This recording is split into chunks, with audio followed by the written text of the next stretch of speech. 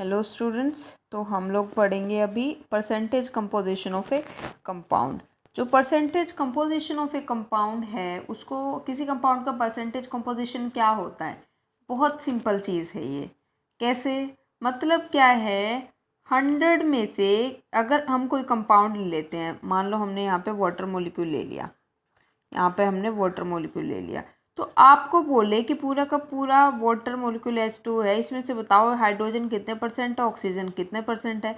मतलब क्या है, जितना टोटल वेट है कंपाउंड का, उसमें से एक एलिमेंट का वेट कितना है, ठीक है, वो होता है उसका परसेंटेज कंपोजिशन। या फिर अगर हमें लिखना आ जाए परसेंटेज कंपोजिशन को डिफाइन करो क्या चीज़ है, तो हम क्या लिखेंगे, percentage composition of a compound is the relative mass of each of the constituent elements in 100 parts of it by mass। ठीक है, मतलब पूरे कंपाउंड के अंदर से उस किसी कॉन्स्टिट्यूएंट एलिमेंट का कितना मास है, तो वो होता है हमारा percentage composition. It is the relative mass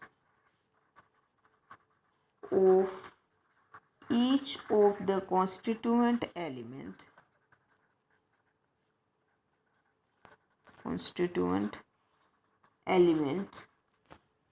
in 100 parts of it by mass।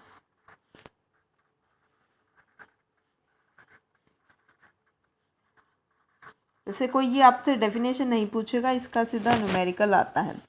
तो कैसे होगा इसका न्यूमेरिकल, जैसे कि अगर आपसे पूछ ले परसेंटेज कंपोजिशन वाटर की बताओ, या फिर हम अलग अलग एग्जाम्पल करेंगे। जैसे कि आपसे कोई पूछे, सबसे पहले एग्जाम्पल है परसेंटेज कंपोजिशन बताओ वाटर की, H2O की। H2O में पूछ ले कितने परसेंट हाइड्रोजन है और कितने परसेंट ऑक्सीजन है, ये बताओ। ठीक है, तो आपसे ये पूछा गया कि हाइड्रोजन का कितना परसेंटेज है H2O में, H2O के एक मॉलिक्यूल में, और कितना परसेंट ऑक्सीजन का है। तो आपको करना क्या है, आपको जो भी पूरा कंपाउंड का मॉलिक्यूलर, पूरा जो मॉलिक्यूल है उसका मॉलिक्यूलर वेट या मॉलिक्यूलर मास कैलकुलेट करना है, और फिर उसमें से जितना हाइड्रोजन है ना, उसको ऊपर रख के उसको 100 से मल्टीप्लाई कर देना है। कैसे करना है, टोटल वेट अगर मैं यहाँ पे H2O का देखूँ, तो हाइड्रोजन जो होता है उसका तो 2 होएगा, एक हाइड्रोजन का, एक ऑक्सीजन का कितना होता है, 16 होता है। तो इसका तो क्या हो गया, मोलिकुलर मास हो गया 18। ठीक है, तो टोटल कितना है 18, उसमें से हाइड्रोजन का कितना है, यहाँ पे 2 है, इनटू में 100 कर दिया। तो ये जो है ना, इसको सोल्व करेंगे तो आएगा 11.79% के अराउंड। अब ऑक्सीजन का पूछ रखा है, तो यहाँ पे टोटल कितना है 18, ऑक्सीजन का कितना था 16, इनटू में कर दो यहाँ पे 100, तो ये आएगा 88.21%। आप इसको ऐसे भी निकाल सकते हो, आपने एक का निकाल दिया, दूसरे वाले को 100 में से माइनस कर दो तो वो निकल आएगा। जैसे कि अगर मैं मान लूँ मैंने पहले यहाँ पे इसका निकाल लिया था, तो ऑक्सीजन का परसेंटेज कैसे निकाल सकती हूँ मैं यहाँ से करूँगी 100 माइनस जो हाइड्रोजन का आया था, कितना आया था 11.79%, तो मेरा ये आ जाएगा 88.21% ही आ जाएगा। तो ऐसे करके हम निकाल सकते हैं इसकी परसेंटेज कंपोजिशन किसी भी कंपाउंड की। तो हम एक अच्छा सा एग्जांपल लेते हैं कोई बड़े मॉलिक्यूल का। हम एग्जांपल लेते हैं कैल्शियम नाइट्रेट का। सेकेंड एग्जांपल है कैल्शियम नाइट्रेट। कैल्शियम नाइट्रेट जो है उसका फॉर्मूला होता है CaNO3 नाइट्रेट, CaNO3O2। तो सबसे पहले मुझे क्या निकालना पड़ेगा, यहाँ जो नीचे रखना होता है वो तो टोटल मोलिकुलर मास रखना, मोलिकुलर पूरे मोलिक्यूल का मास रखना होता है। ठीक है, तो इसका मुझे पहले टोटल मोलिकुलर मास इसका कैलकुलेट करना पड़ेगा। कैसे कैलकुलेट करना पड़ेगा, पहले एटॉमिक मास कैल्शियम का निकालो, कितना होता है 14 AMU होता है। ठीक है, प्लस में यहाँ पे क्या करना पड़ेगा, ये पूरा का पूरा 2 टाइम्स है, तो पूरे 2 से इसको मल्टीप्लाई होगा पूरा का पूरा। तो 2 से मल्टीप्लाई करेंगे किस किस को, यहाँ पे नाइट्रोजन का कितना होता है 14 होता है। ओके, ऑक्सीजन का कितना होता है, ऑक्सीजन यहाँ पे कितने हैं 3 2 6 ऑक्सीजन है, तो यहाँ पे क्या करूँगी 6, और एक ऑक्सीजन का होता कितना है 16 होता है। तो ऐसे करके जब मैं सोल्व करूँगी ना इसको, तो कितना आ जाएगा, ये 40 प्लस ये 28 होगा, और ये हो जाएगा 96। इसको जब सोल्व करूँगी तो ये आ जाएगा 164 U के इक्वल। तो ये है कैल्शियम नाइट्रेट का मोलिकुलर मास, तो अभी मोलिकुलर मास इसका कैलकुलेट कर दिया। अब हमसे पूछा जा रहा है यहाँ पे कैल्शियम कितना % में है, नाइट्रोजन कितनी परसेंटेज है और ऑक्सीजन की कितनी परसेंटेज है। ठीक है, तो यहाँ परसेंटेज कैल्शियम की देखते हैं, परसेंटेज ऑफ कैल्शियम। तो टोटल कितना है मोलिकुलर मास कैल्शियम नाइट्रेट का, ये आया हमारा 164। उसमें से कैल्शियम का कितना था, मास कितना था कैल्शियम का, हमने यूज़ किया 40, इंटू में कर दो यहाँ पे 100। यहाँ पे यू लगाना मत भूलना, ठीक है। 24.39 इसकी परसेंटेज आ जाएगी, इतना आ गया। अब परसेंटेज नाइट्रोजन की देखनी हो, नाइट्रोजन में भी ये करना पड़ेगा। टोटल कितना है मोलिकुलर 164 यू, इसमें से नाइट्रोजन का मास कितना था ऊपर लिखना पड़ेगा। तो यहाँ पे नाइट्रोजन का कितना था, एक का 14 था, लेकिन यहाँ पे नाइट्रोजन थे कितने, 2 नाइट्रोजन थे। तो यहाँ पे क्या आ जाएगा 28 यू इंटू में 100। जब इसको सॉल्व करोगे तो आपका आएगा 17.07 के अराउंड आंसर। फिर ऑक्सीजन का भी पूछ रहे, तो ऑक्सीजन का यहाँ से कितना आ जाएगा, मोलिकुलर मास कैल्शियम नाइट्रेट का 164 यू है।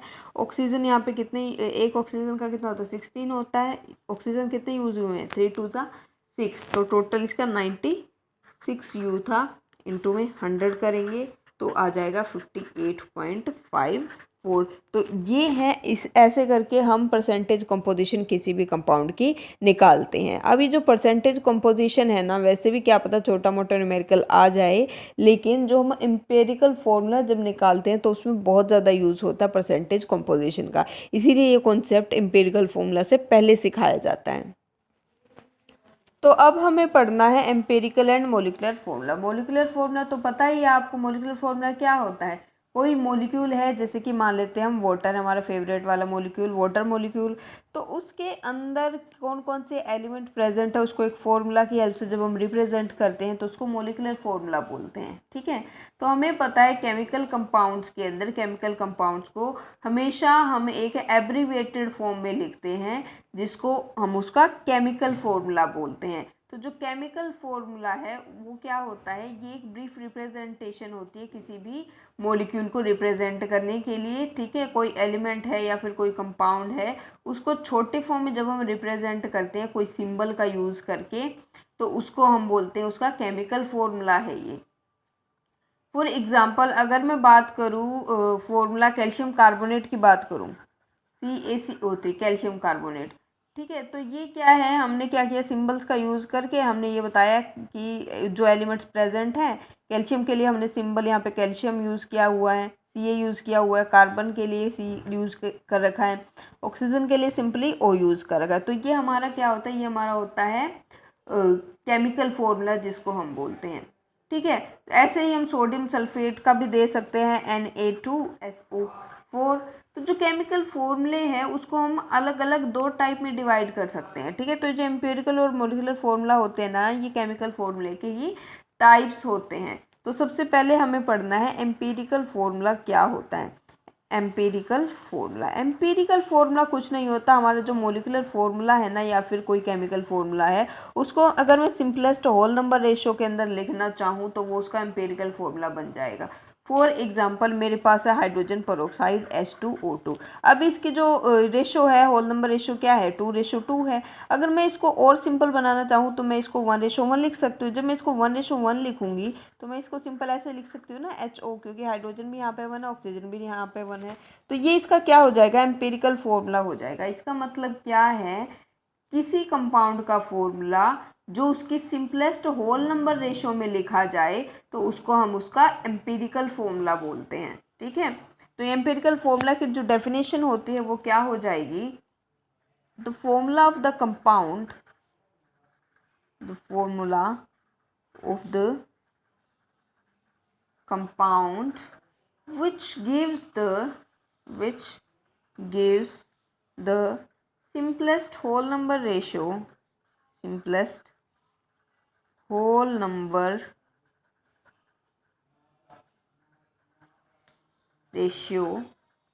of the atoms of various elements present in one molecule of the compound, present in one molecule of the compound. तो ऐसे करके आप एम्पेरिकल फॉर्मूला को डिफाइन कर सकते हैं, लेकिन सिंपल सी बात यही है कि उसको अगर सिंपलेस्ट होल नंबर रेशियो में लिख दिया जाए किसी केमिकल फॉर्मूले को तो उसका एम्पेरिकल फॉर्मूला हो जाता है। दूसरा एग्जांपल हम एम्पेरिकल फॉर्मूले का क्या ले सकते हैं, यहाँ से C6H12O6, ये किसका एग्जांपल होता है कि किसका फॉर्मूला होता है?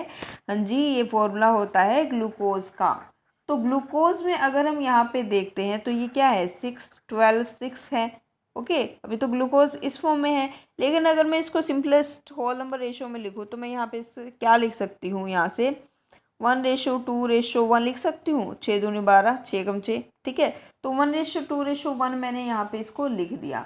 अब क्या है, जब मैंने इसको इतना सिंपल फॉर्म में लिखा ना, तो मैं यहाँ से इसको फॉर्म में क्या लिख सकती हूँ। अब यहाँ पे कार्बन कितना हो गया, 1 हो गया है, हाइड्रोजन कितने हो गए, यहाँ पे 2 हो गए हैं, और ऑक्सीजन यहाँ पे क्या हो गया है, 1।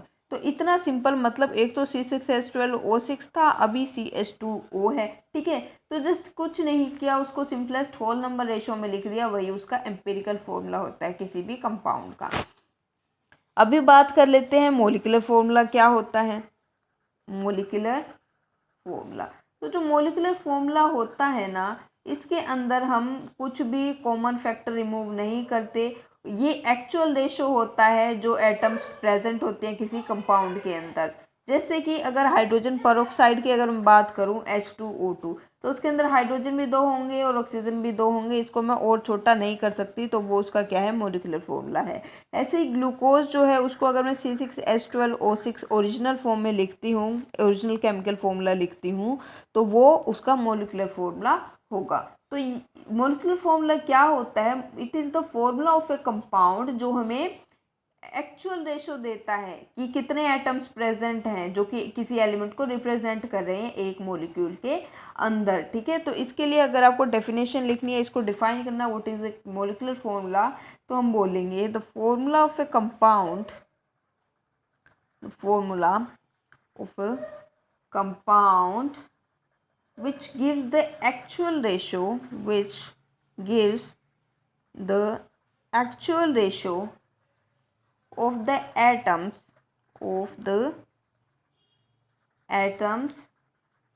of various elements present in one molecule of the compound, present in one molecule of the compound। तो अभी आपको आई होप समझ में आ गया है क्या डिफरेंस होता है मोलिकुलर फॉर्मूले में, क्या डिफरेंस होता है एम्पिरिकल फॉर्मूला के अंदर। कुछ नहीं है, मोलिकुलर फॉर्मूला तो पूरा का पूरा फॉर्मूला होता है, उसको हम सिंपलेस्ट होल नंबर रेशियो में नहीं करते हैं, लेकिन एम्पिरिकल फॉर्मूला को हम सिंपलेस्ट होल नंबर रेशियो के अंदर चेंज कर लेते हैं, ठीक है। तो एक और इम्पोर्टेंट चीज़ है, हमें देखना है रिलेशन क्या है एम्पिरिकल और मोलिकुलर फॉर्मूले के बीच में। तो हमने देखा है जो मोलिकुलर फॉर्मूला है, हाइड्रोजन पेरोक्साइड का अगर एग्जांपल ले लेते हैं, ठीक है। तो हमें पता है कि जो हाइड्रोजन पेरोक्साइड का जो हमने मोलिकुलर फॉर्मूला लिया था, मोलिकुलर फॉर्मूला हाइड्रोजन पेरोक्साइड का क्या है, H2O2 है। और ऐसे ही अगर मैं इसका एम्पिरिकल फॉर्मूला लिखूँ तो वो क्या हो जाएगा, HO है। तो जो क्या है मोलिकुलर फॉर्मूला जो है ना यहाँ पे, वो ट्वाइस है उसके एम्पिरिकल फॉर्मूला से। ऐसे ही जब मैंने ग्लूकोज की बात की थी, तो ये ग्लूकोज का क्या है, मोलिकुलर फॉर्मूला है, और ये ग्लूकोज का क्या आया था, एम्पिरिकल फॉर्मूला आया था। तो क्या है, ऐसे ही जो ग्लूकोज का जो मोलिकुलर फॉर्मूला है, यहाँ पे ग्लूकोज का मोलिकुलर फॉर्मूला C6H12O6, वो इस वाले फॉर्मूले का 6 टाइम्स है, ठीक है। मतलब क्या है, ग्लूकोज का molecular formula is 6 times the empirical formula. तो अगर हमें मोलिकुलर फॉर्मूला निकालना है किसी कंपाउंड का, तो हम क्या कर सकते हैं, एम्पिरिकल फॉर्मूला को मल्टीप्लाई करेंगे एक कॉमन फैक्टर से। जो कॉमन फैक्टर हमने रिमूव किया है उसी कॉमन फैक्टर से अगर हम उसको मल्टीप्लाई कर दें, जिसको अगर हम n से डिनोट करें, तो क्या हो जाएगा, यहाँ से रिलेशन आ जाएगा, molecular formula is equal to n into empirical formula. Okay, यहाँ जो n है ना, उसको मल्टीप्लाइंग फैक्टर या फिर कॉमन फैक्टर बोलते हैं। इसकी वैल्यू 1 2 3 4 5 6 कुछ भी हो सकती है। अगर n की वैल्यू 1 है तो जो मोलिकुलर फॉर्मूला है वो सेम होगा किसके, एम्पिरिकल फॉर्मूला में, ठीक है। अगर यहाँ पे 1 लिख दें तो यहाँ पे कुछ भी डिफरेंस नहीं आएगा।